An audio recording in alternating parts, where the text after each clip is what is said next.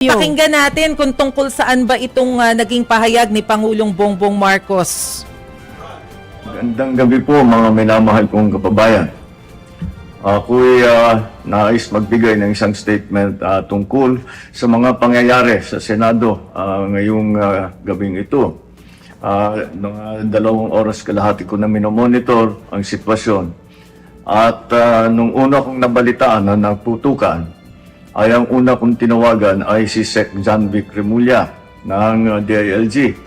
At tinanong ko, magpa-report ka sa mga pulis na nandun na kung may nangyari, kung meron silang ginawa. At tapos ang sunod na tawag ko naman ay sa NBI. At tinanong ko sa mga NBI at kay Director Matibag, kayo ba ay pumasok sa Senado? Sabi niya, wala kang instruction. Ang sabi sa akin, wala kang instruction, sir. Kaya ba't namin gagawin yun?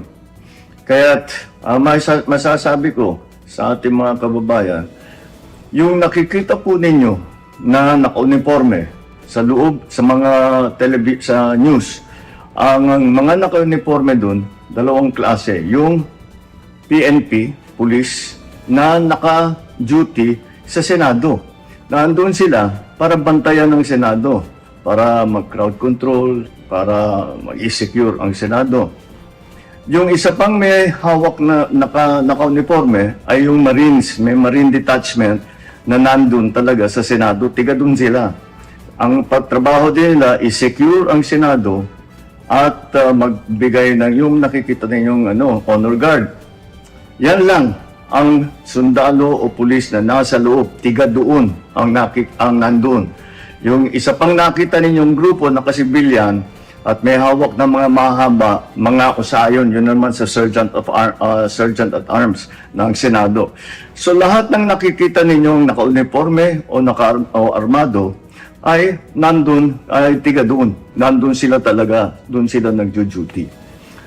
At isa pa ay nais kong maibida sa inyong lahat, wala pong instruction kahit na kanino na hulihin si Senator Bato. At ang nangyari, ang NBI, sinabihan ko nung lumabas yung resolution ng Supreme Court, mga alas 4 yung kaninang hapon, ay sinabi ko, umalis na kayo dyan. Nag-comply naman sila. Kaya nung kausap ko si Director Matibag, sabi niya walang NBI doon, nandito lahat kami sa opisina. At ayun po, ay nais kong mapaalam na sa lahat ng ating mga kababayan, itong pangyayari na ito, ay tayo maging kalma lang po. Nakausap ko na si Senate President Alan Cayetano at nag-agree kami. We agree that the thing to do now is to tell our people all to calm down. And we will get to the bottom of this. Alamin natin kung sino ang gumawa nitong gulo na ito. Ito ba ay talagang nagka-inkwentro lang? O ito ba ay may kasama sa mga distab? O nagsusimula ng gulo?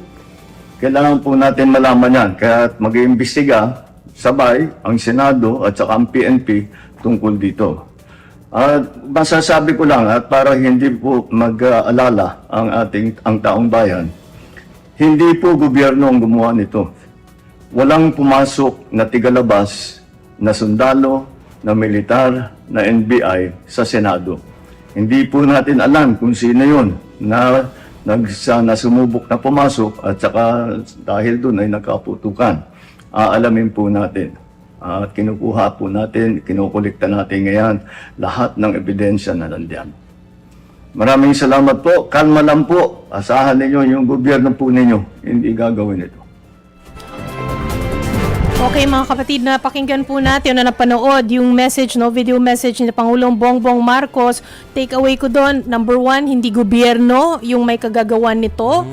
Uniform personnel na nakita po natin kanina ay taga-roon lang din po sa Senate premises mga kapatid. At there are no instructions to arrest Senator Bato de la Rosa. Kalma lang daw. Nakausap niya na ang mga respective agencies, yung mga agencies kailangan kausapin at nakausap niya si SP Cayetano.